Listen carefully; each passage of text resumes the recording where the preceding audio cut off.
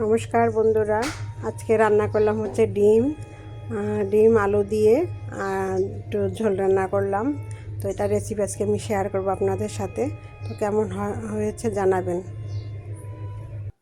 তো বন্ধুরা, এই যে ডিম আর আলু সিদ্ধ করে নিচ্ছি সেজন্য। তো ডিম আলু সিদ্ধ করে নিলে এটা আবার খেতে অন্যরকম টেস্ট হয়, আবার কাঁচা আলু দিয়েও সেটা আবার আলাদা টেস্ট হয়। তো আমি এটা আজকে সিদ্ধ করে নিচ্ছি আলু আর এপাশে দেখুন বাদাম, আমার প্রিয় বাদাম চুলার উপর দিয়ে রেখেছি, একদম চিকন চিকন লাইনের গ্যাস। আর পাশে ভাত বসিয়েছি বন্ধুরা, ঠিক আছে। এই যে দেখুন ভাত বসিয়েছি। আর এর পাশে দেখুন এই যে ডাল সিদ্ধ দিয়েছি, মুসুরির ডাল, যেটা আমি সাজনা ডাঁটা আর করলা দিয়ে রান্না করব। আর এই দেখুন এটা হচ্ছে লাউ শাক। তো লাউ শাকটা এত চিকন ছিল, আমার ভালো লাগতেছিল না রান্না করতে। আর এই যে ডিমগুলো ছুলে রেখেছি, দেখুন ছুলতে যে আমি কী করেছি, ডিমের হাল একদম আর কি। ছেলে দু একটা ডিম ভালো বের হয়েছিল, আর দু একটা এরকম হয়ে গিয়েছে বন্ধুরা। তো এই যে দেখুন ডিমগুলো ছুলে নিয়েছি, পরিষ্কার করে নিয়েছি। তো লাউ শাক ভাজিটা হয়ে গিয়েছে। তারপরে যে ডিমটা দিয়েছি বন্ধুরা, ডিমটাকে আমি হলুদ আর লবণ দিয়ে ভালো করে ভাজি করে নিব। তো এই যে ডিমটাকে একটু কেটে দিয়েছি, মানে আজকে আমি একটু অন্যরকমভাবেই রান্না করবো, তাই কেটে দিয়েছি বন্ধুরা। তো এই ঝোলের সাথে ডিমের কুসুমটা যখন মিশে যায় খেতে কিন্তু অনেক ভালো লাগে। তো ডিমগুলো ভেজে নামিয়ে রাখলাম। তারপরে এটা দিয়ে আমি জিরা ফোড়ন দিয়েছি বন্ধুরা। এখন দিয়েছি অনেকটা পেস্ট। তো পেস্টটা একটু ভালো করে ভাজি করে নিতে হবে, যাতে পেঁয়াজের গন্ধটা না থাকে। আমার বাচ্চারা কিন্তু পেস্ট একদমই খাবে না, ওরা শুধু ডিমটা খাবে, আর ঝোল আলু কিন্তু আমি আর বাবা খাবো।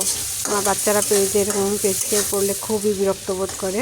তো বন্ধুরা, এই যে পেস্টটা ভাজি হয়ে গিয়েছে। তারপরে আমি এখন এই যে বাকি মশলাগুলো দিব। তো পেস্টটা দেখুন একদম তেল ছেড়ে দিয়েছে, একদম সুন্দর ভাজি হয়ে গেছে। আর পেঁয়াজ যদি ভালো ভাজি না হয় তাহলে কিন্তু একটা গন্ধ আসে কাঁচা কাঁচা, যেটা আমার একদমই ভালো লাগে না। আর ভাজা হয়ে গেলে কিন্তু খুব সুন্দর একটা ঘ্রাণ বাইরে। তো এখন আমি দিয়ে দিচ্ছি হচ্ছে এই যে হলুদ, মরিচ আর লবণ একত্রে গুলিয়ে রেখেছিলাম জল দিয়ে। তো এটা আমি যে দিয়ে দিলাম। তো এটা অনেকক্ষণ একটু ভেজে নিব ভালোভাবে, যাতে যখন তেল ছেড়ে দেবে তারপরে আমি আর কি আলুগুলো দিয়ে দিব বন্ধুরা। তো এই যে মশলা কিন্তু ভাজি হলে খেতে অনেক ভালো লাগে, তরকারির ঝোলটা কিন্তু অনেক টেস্ট হয়। তো এই যে বন্ধুরা দেখুন তেলটা ছেড়ে দিয়েছে, দেখুন একদম তেলটা ছেড়ে দিয়েছে। এখন আমি আর কি আলুগুলো দিয়ে দিব, আলুগুলো দিয়ে একটু ভেজে নেব। আলুগুলো একদম বড় বড় কেটে নিয়েছি, যেহেতু সেদ্ধ করা, তো চিন্তা করার কিছুই নেই, বেশিক্ষণ লাগবে না রান্না করতে। আর ডিম রান্না করতে একদম কম সময় লাগে। ডিম, চিংড়ি মাছ এগুলো রান্না করার মানে কোনো ম্যাটারই না, অল্প সময় হয়ে যায়, ঝামেলাই লাগে না। তো দেখুন একটা মশলা, আলুটা ভাজি হয়ে গিয়েছে বন্ধুরা। তো আলুগুলো ভাজি হওয়ার পরে বন্ধুরা আমি এই যে জল দিয়ে দিলাম। জলটা একটু পরিমাণে বেশি না, স্বাভাবিক দিলাম। তো আলুতে কিন্তু জল অনেকটাই টেনে যায়। তো এখন এই যে হয়ে গিয়েছে তরকারিটা প্রায়। তারপরে আমি দিয়ে দিলাম হচ্ছে ডিমগুলো দিয়ে বেশিক্ষণ লাগবে না বন্ধুরা, 2-3 মিনিট রাখবো, যেতগুলো ভাজি ডিম। আর ডিম তো রান্না করতে সময় লাগে না। আর আলুগুলো সিদ্ধ ছিল, একদম নরম হয়ে গেছে বন্ধুরা।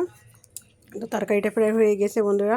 তো ভিডিওগুলো ভালো লাগলে লাইক কমেন্ট করবেন, ঠিক আছে। আপনাদের সবাইকে অনেক অনেক ধন্যবাদ বন্ধুরা। তোমার রান্নাটাও প্রায় শেষ।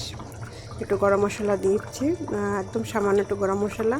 আর গরম মশলা কিন্তু আমার অনেক ফেভারিট, আমার তরকারিতে গরম মশলার ঘ্রাণ ভীষণ ভালো লাগে। তো বন্ধুরা, এই আমার রান্নাবান্না। তো ভালো লাগলে অবশ্যই লাইক কমেন্ট করবেন। আপনাদের সবাইকে অনেক অনেক ধন্যবাদ। সুস্থ থাকবেন, সুন্দর থাকবেন।